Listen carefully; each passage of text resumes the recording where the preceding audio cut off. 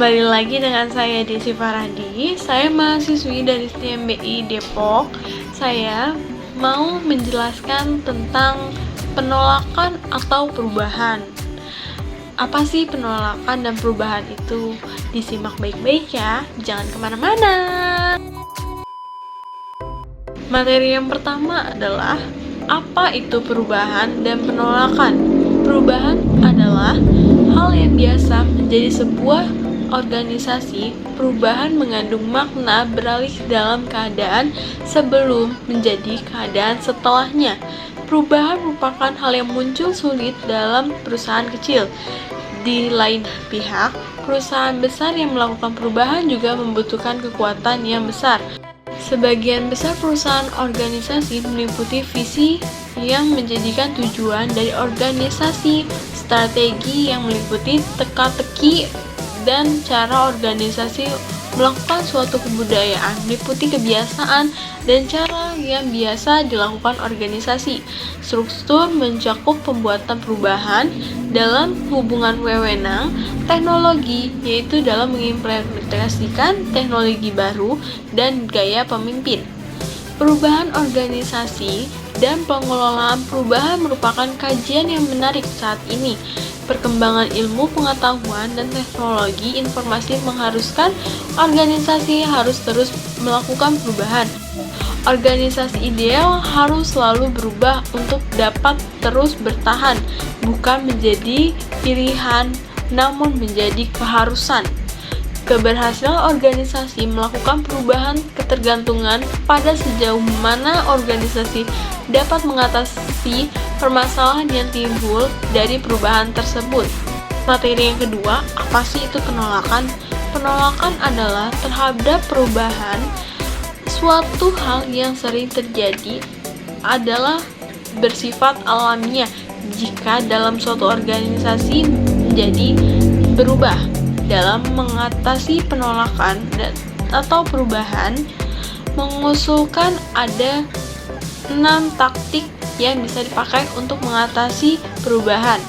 Yang pertama adalah pendidikan dan komunikasi, yang kedua adalah partisipasi, yang ketiga adalah memberikan kemudahan dan dukungan, yang keempat adalah negosiasi, yang kelima adalah memanipulasi dan komputasi, yang terakhir adalah paksaan. Selanjutnya adalah memberikan dukungan dan komitmen. Dukungan dan komitmen perusahaan pada karyawan sangatlah penting dalam sebuah perusahaan untuk meminimalisir rasa takut, kecemasan pada karyawan, memberikan konsultasi dan terapi, memberikan pelatihan keahlian-ahlian yang baru, adalah beberapa langkah yang menunjukkan dukungan dan komitmen perusahaan untuk mendampingi karyawan dalam proses perubahan tersebut. Yang selanjutnya adalah menghubungkan hubungan yang positif. Karyawan yang akan lebih bersedia untuk menerima perubahan apabila karyawan memiliki kepercayaan terhadap manajemen yang menerapkan proses perubahan. Jika menerapkan kemampuan memfasilitasi terciptanya hubungan yang positif, karyawan dapat menerima sebuah proses perubahan, bahkan oleh karyawan yang tidak setuju akan dapat berubah. Selanjutnya adalah menerapkan perubahan secara adil, yang juga menjadikan penting untuk mengatasi adanya penolakan karyawan adalah dengan menerapkan perubahan itu secara adil kepada seluruh karyawan, termasuk kepada jajaran manajemen. Itu juga sangat penting karena ekspektasi karyawan terhadap perlakuan yang adil adalah sangat penting. Jika misalkan terjadi kekurangan gaji besar-besaran yang hanya dilakukan kepada karyawan tingkat paling bawah. Selanjutnya yaitu perubahan bisnis dalam menjual produk fashion.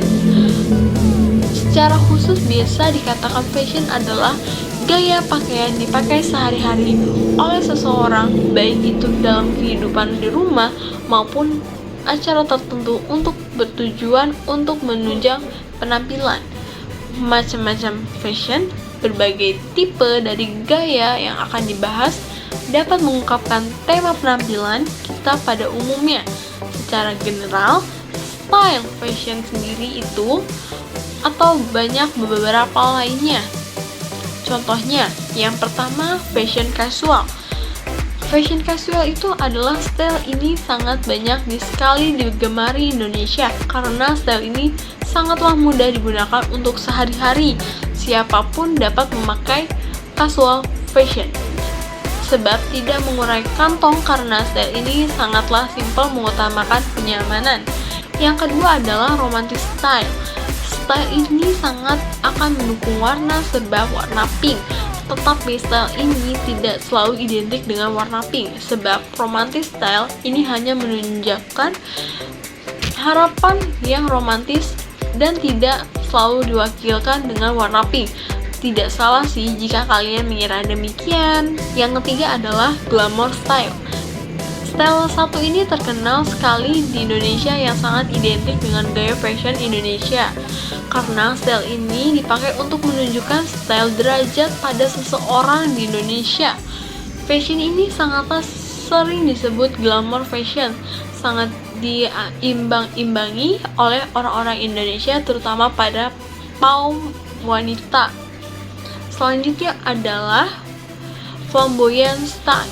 Membahas mengenai flamboyant style, bagi kalian sangatlah menyukai warna-warna yang cerah atau bisa dibilang tebak warna atau mungkin menyukai warna keunikan yang cocok untuk kalian.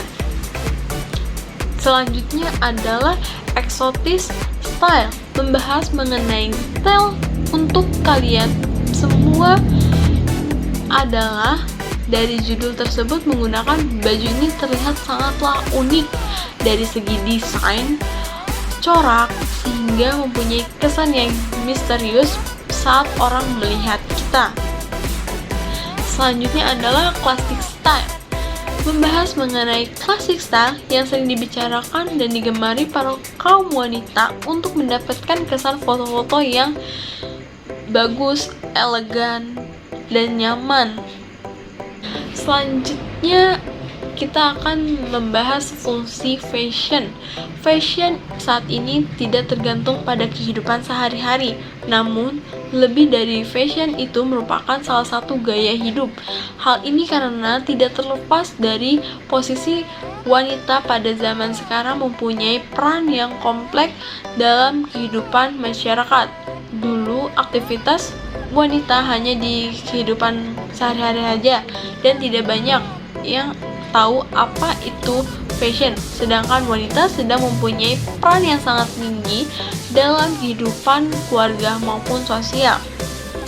Selanjutnya adalah manfaat fashion. Ada beberapa manfaat kehidupan sehari-hari kita menggunakan fashion. Yang pertama, memberikan rasa percaya diri. Yang kedua, memberikan daya tarik diri kita sendiri. Yang ketiga, membahagiakan diri kita atau orang lain. Selanjutnya kita akan membahas tentang faktor yang mempengaruhi perkembangan desain busana di Indonesia. Tahunya tren fashion selalu berubah-ubah. Hal ini disebabkan karena kebanyakan seseorang tidak ingin memakai baju atau pakaian yang model sama pada tahun selanjutnya. Perubahan tren fashion mulai baju yang dipakai sehari-hari sampai busana muslim pun kini mengalami perkembangan yang sangat pesat. Berbagai model yang unik dan glamor banyak terlihat dipakai oleh kalangan artis atau figur. Selanjutnya, saya akan membahas tentang media massa yang menggunakan fashion tersebut. Kini kita tidak memungkirkan dampak dari media massa masyarakat, termasuk tren fashion. Media massa baik cetak maupun elektronik selalu menyajikan informasi terhadap informasi seputar dunia fashion. Melalui kedua media ini, tren fashion akan disosialisasikan kepada masyarakat dan itulah tren fashion yang harus diikuti. Masyarakat sudah tentu melihat tren fashion yang tampil dalam acara TV, handphone, ataupun media lainnya. Sementara dunia entertainment pun saja menjadi faktor yang sangat besar dalam menyebarluaskan tren fashion di tengah masyarakat kita. Para selebritas yang selalu muncul di berbagai media atau menjadi idola yang selalu berganti model busana mengikuti tren fashion. Hal ini bisa menjadi penyebabkan masyarakat untuk mengikuti. Sudah menjadi hukum alam jika sang idola mengikuti tren fashion tertentu, bahkan bisa menjadi trendsetter dan pasti akan diikuti oleh para penggemar masyarakat tersebut. Dan selanjutnya adalah tentang media internet.